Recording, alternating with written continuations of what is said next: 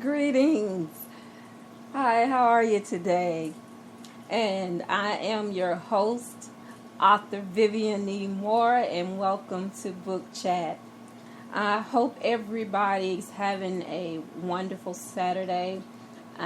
Getting ready for the 3-day weekend to celebrate Labor Day on Monday. I hope everyone has big and great plans. Until then, I just want to get right into today's show. And today's topic is tell me yours and I'll tell you mine. What is the special recipe for the perfect romance novel? That's the actual topic for today. But before we get into the discussion, I just want to give you the web address for my show. It is https://www.spreaker.com/user/author Vivian E. Moore. All right. So what is the special recipe for the perfect romance novel? When I say special or secret recipe, does it immediately make you think of KFC's mouth-watering 11 herbs and spices? We all know how amazing perfectly seasoned and prepared food can taste. An explosion of tantalizing flavors that makes our taste buds rejoice with heavenly jubilation. Well, much like this famous chicken, romance novels must have the perfect ingredients as well to not only make the food palatable but delectable as well satisfying.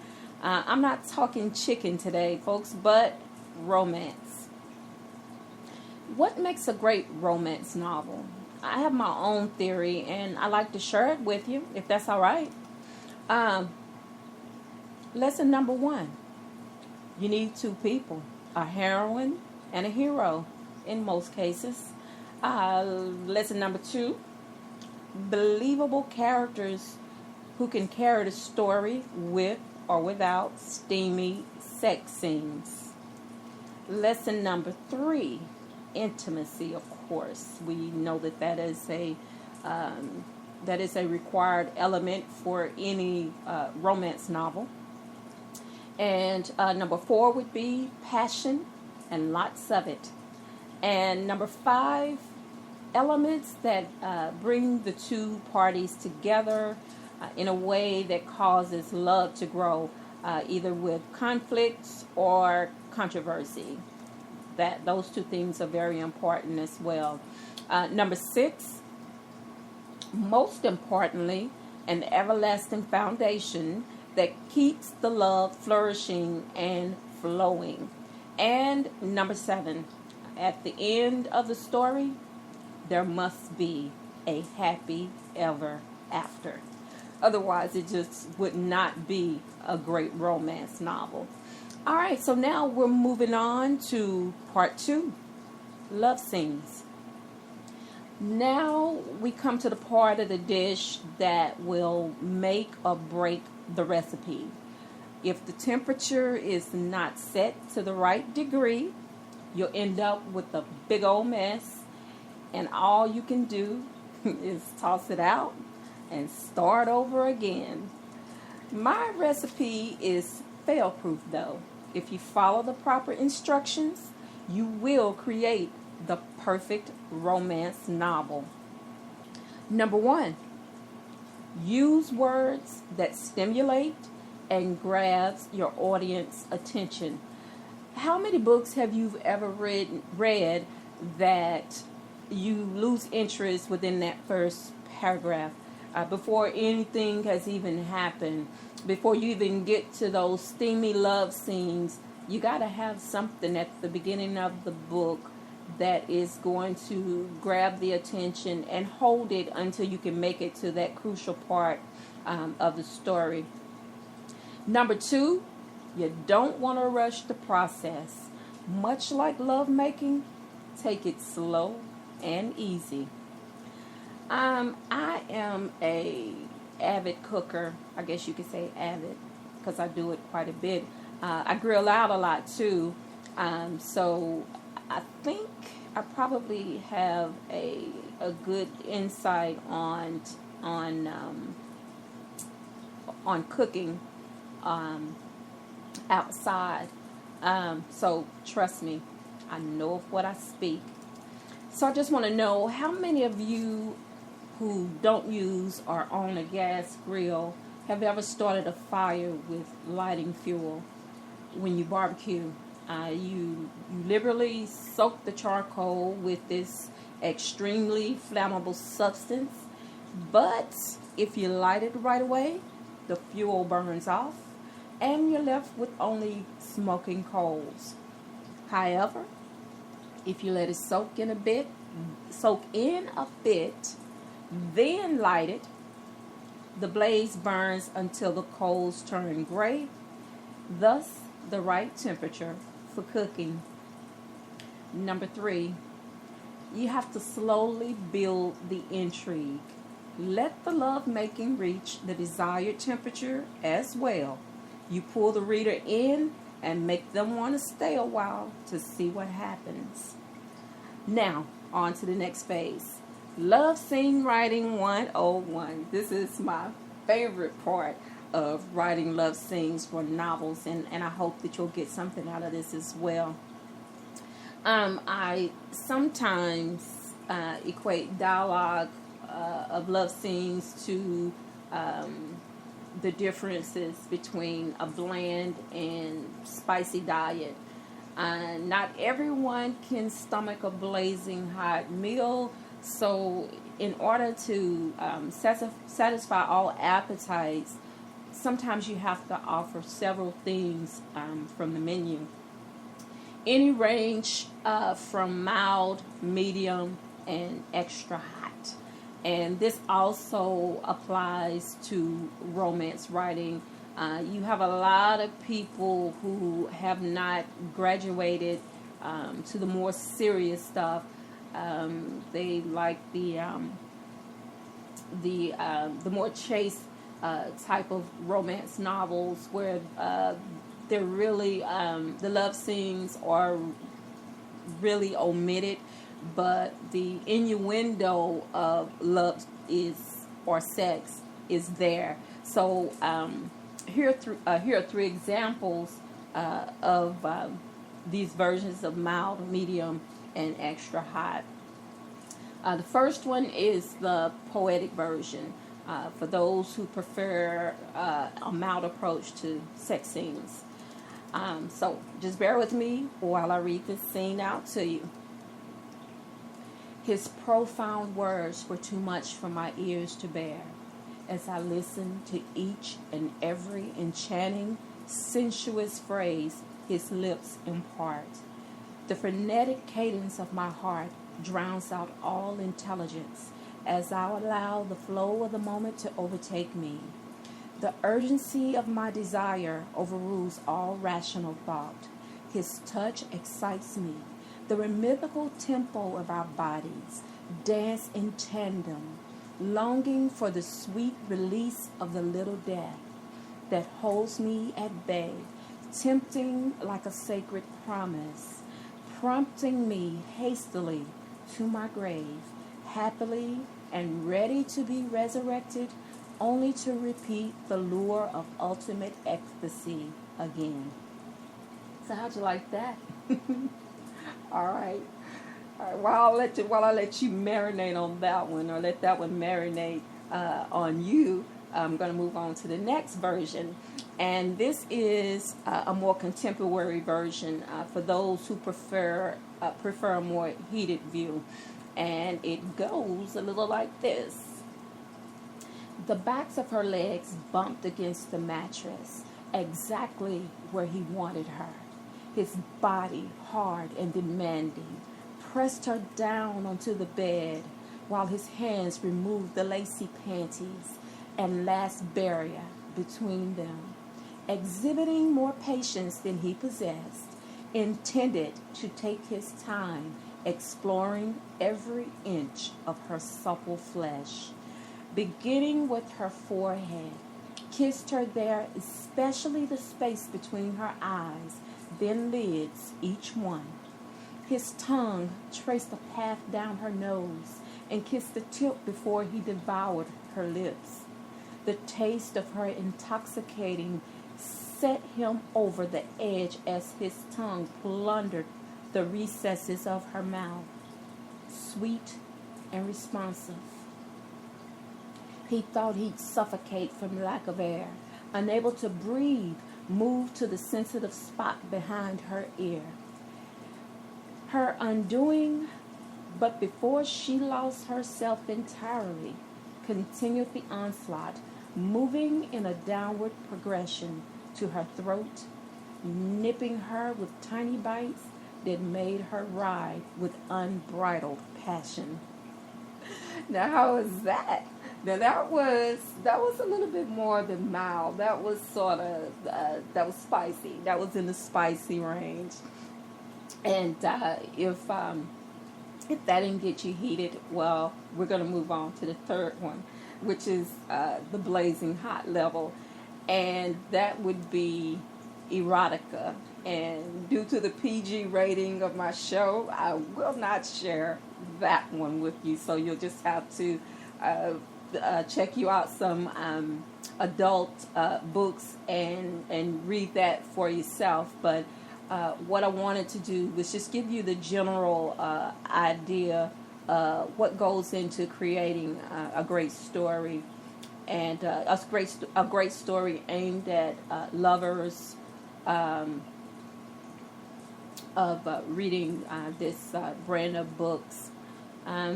Honestly, to be perfectly honest with you, there are many elements and opinions as to how to make love scenes sizzle. They range from, as I said before, the very sweet to the highly erotic. And we all know sex sells, whether it's on television or in movies or, in this case, books. On the real, though, it's part of any healthy relationship. Even if you're joined by holy matrimony, or if you're not. And for my fellow Christian readers and listeners who might disagree with me, wait before you ask God to cast down fire and eternal damnation on me. Because whether you agree with me or disagree with me, sex is not only found in secular books such as romance novels, but you will also find it referenced throughout the Bible. And if you don't believe me, you might want to read the Song of Solomon. This is a very sensual and poetic account of love and passion, and sex as God intended it to be. When he instituted marriage in the Bible, and love between a male and a female, he did not intend for it to be degrading or anything vulgar about it, but beautiful and very necessary for the procreation of offsprings. And, I understand that most people, they really don't care about the beautiful art form of romance or lovemaking. Not to offend, but the heat level of sensual pleasure. There is a difference between contemporary romance and erotica, folks, just in case you're unable to make the distinction. As a writer, You should prepare something for every level of reader. It's like, preparing a meal that we started talking about at the beginning of the show. Whenever you're going to have a menu, and you want to invite people over to share that meal with you, you want to have something for everybody, because everyone can't take certain things, whether it's food or information, or in this case, we're talking about romance, so sex. So you need to have something prepared for those people who have a milder taste for whatever. My purpose in today's show is to give you some insight today, as well as some good advice for the writer and the reader. My goal is to educate and to uplift and to inspire everyone to create, who reads, and to share my love for the art of writing. It is essential, whether you're writing romance, whether you're writing science fiction, whether you're writing fantasy, whatever it is that you're doing, you need to have some basic elements in how you create the story. Because if it's not set up right, you're not going to win any readers. So it is like perhaps making a cake or baking or whatever. You can't shortcut it. You have to make sure that you have all the right ingredients, and you can't substitute anything. You have to make sure that everything that the recipe calls for is available. Otherwise, it's just not going to turn out right. And that applies once again to writing romance. You want to have strong characters, strong leading characters. The heroine, of course, and the hero of every story. But you want to make them believable. You want to make the love scenes believable. And I'm quite of the opinion that you don't have to have explicit sex scenes to make a book exciting. All you need is just the right elements. All you need is just the right ingredients to make it flow. And basically, that's what you want to do. You don't want to overload the reader. You just want to, like I said, take things slow. Don't rush it. Because when you rush through a love scene, and to be honest, most people who read romance novels, that's why they're reading the book, because they want to read those love scenes that are in those books. But, that's just on the average. And not everybody. Most people enjoy just a great story. And, and if it's got steamy love scenes in it, or if it doesn't, that is not what keeps them reading. It's how you have designed the story. It's what you've put into the story to make it what it is. And like I said again, I am a romance writer, and I don't write erotica.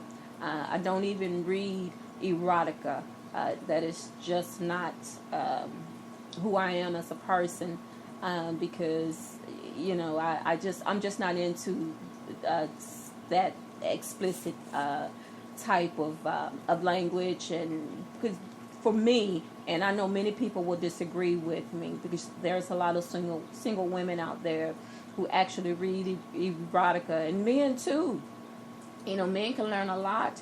Not necessarily from the erotica, but they can learn a lot from reading romance books as well, and they really should read them, because if you want to know what a woman wants when she's in bed or outside of the bed, intimacy covers a lot of area.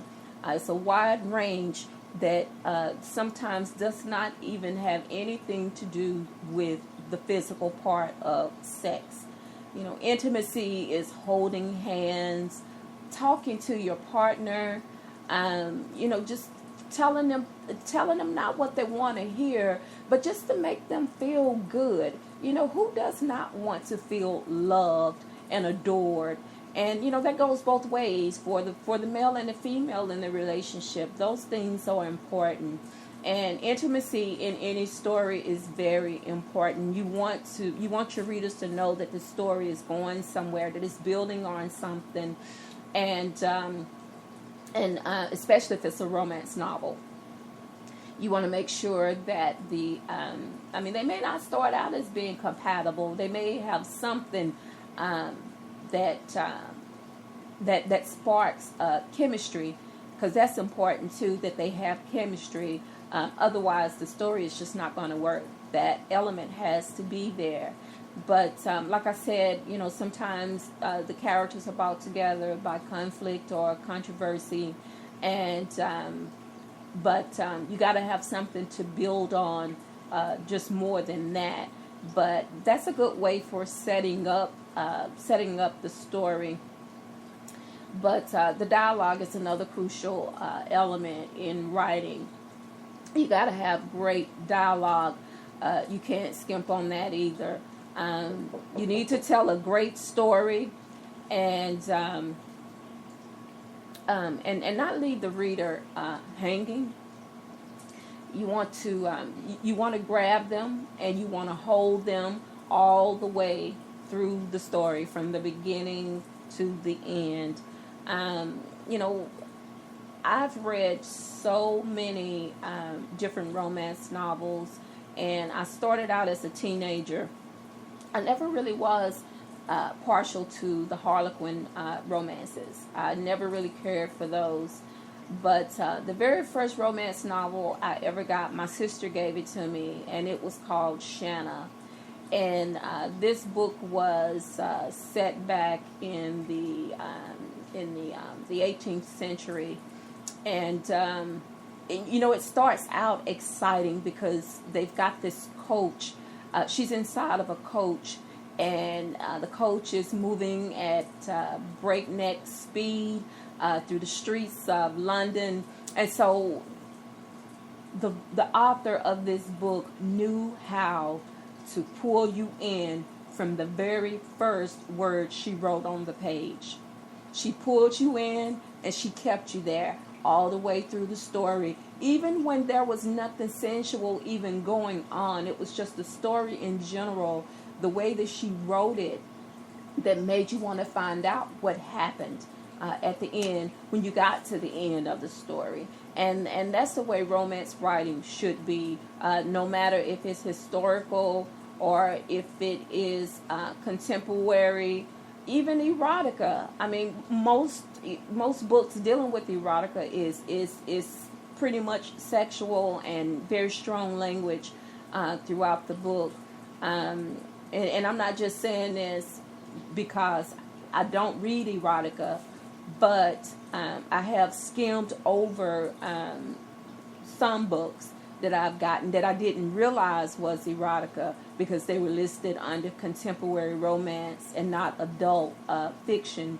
And so the story started out pretty good, but then when it got to the physical parts of the story, that's how I determined that it was erotica, and that was something that I really didn't want to read. It for me, it takes away from romance, because it's nothing dealing with romance in erotica. It's all purely physical and just animal magnetism. And I mean, if you're into that sort of thing, more power to you. But I would rather have a story that grabs my attention. Of course, you got to have the intimacy and the sex scenes, but they don't have to be explicit, because there's ways that, as I read to you, that first scene that I read for you, that was actually a scene from one of my books. It was a love scene from one of my books, and so was the second one that I read to you. That was also a love scene from one of my books. And, just to show you, the different ways that you can describe someone being intimate without actually having to use strong language. And as a writer, you should be able to do that, because you have to be very descriptive, because you have to remember that the reader is actually reading words on paper and not looking at a movie where they can see what's going on. But you have to write in a way that also makes them forget that those words are actually written on paper, and that they're seeing these characters and these scenes as you're describing them very vividly for them. So once again, I just wanted to do this show today to just touch bases basically on what makes a great, what is the great recipe for romance novels, special recipes, secret recipes. I've shared some of mine. I would love to hear your thoughts on what makes a great recipe for romance novels. I'm pretty sure that there are plenty other authors who will agree with me, and those who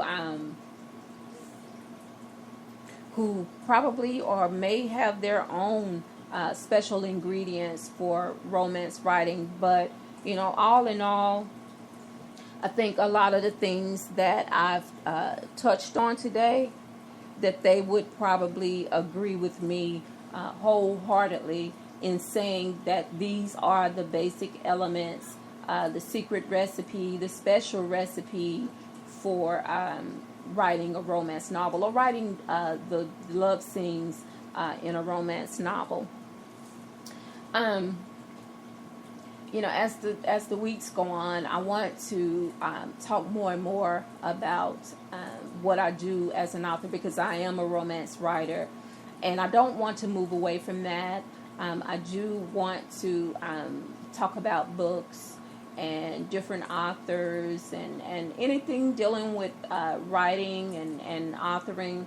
I definitely want to talk about those things and share them with my listeners and with the with my fans that buy my books and read them. And I appreciate everyone who has maybe not tuned into the show live, but has listened to the downloaded episodes. I thank you from the bottom of my heart, and I pray that you will continue to stay with me, continue to listen to the show each Saturday at 6 p.m. Coming soon. I can't really put a date on it yet, as far as all the changes that will be undergoing my Spreaker account, but I have some good things coming, some things that will make listening and joining in to the show just a little bit more simpler for everyone. I am getting an app, so that way you can download it.